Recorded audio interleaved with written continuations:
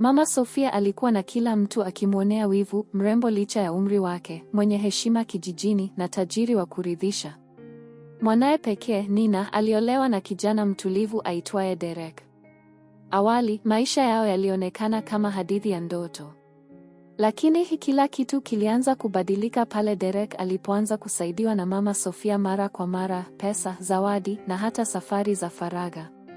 Katika moja ya safari hizo, wakiwa wamelewa kidogo, mihemko ilizidi. Kulitokea busu la haraka. Walijitetea wakasahau, lakini tamaa ilishapandikizwa. Derek alianza kumtazama Mama Sofia kwa jicho tofauti. Na Mama Sofia, licha ya kupambana na dhamira yake, alijihisi kama msichana wa kwanza kuonjeshwa mapenzi tena. Usiku mmoja, baada ya sherehe ya familia, Derek alipewa chumba cha wageni karibu na Mama Sofia. Ghafla, mvua kubwa ilianza kunyesha. Umeme ukakatika. Katika giza lile, Mama Sofia alibisha hodi chumbani kwa Derek, akidai ameogopa radi. Dakika chache baadaye, walijikuta katika kitanda kimoja na mipaka ilivunjwa rasmi.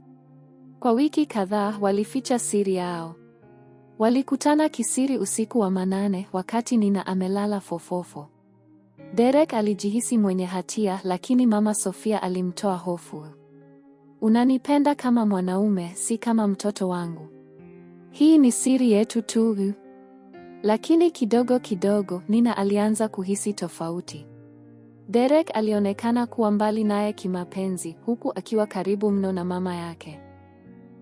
Siku moja, Nina alirudi mapema kutoka kazini. Aliwakuta mama yake na mumewe wakicheka kwa sauti kwenye sebule, karibu sana kupita kiasi. Nina alihisi kuna kitu si cha kawaida. Alianza kuchunguza. Aliweka kamera ndogo ya siri sebuleni. Alitaka ukweli.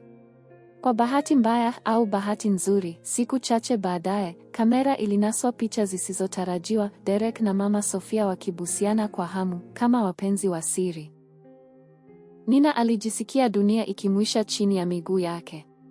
Aliwakaribisha wote wawili kwa chakula cha usiku.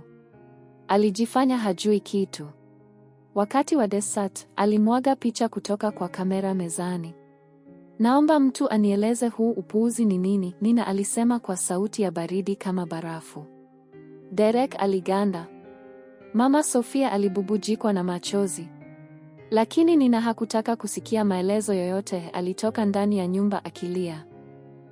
Miaka 2 ilipita. Mama Sofia aliishi maisha ya upweke na majuto. Hakuna aliyeweza kumsogea. Siku moja alipata mshtuko wa moyo. Alipelekwa hospitali. Wakati akipigania uhai, aliandika barua ndefu kwa Nina, akimuomba msamaha kwa kila kitu alichotenda. Barua ile ilipelekwa kwa Nina, lakini Nina alisita kuisoma. Nina hatimaye aliamua kumtembelea mama yake hospitalini.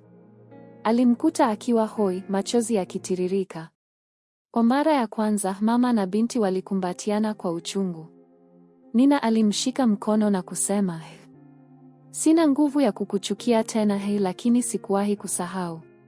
Mama Sofia alifariki siku hiyo hiyo, akiwa na tabasamu la amani usoni, angalau binti yake alikuwa amemtembelea mara ya mwisho. Derek alibaki kuwa kivuli cha mwanaume aliyekuwa zamani, akikumbukwa kama aliyevunja familia kwa tamaa ya muda mfupi.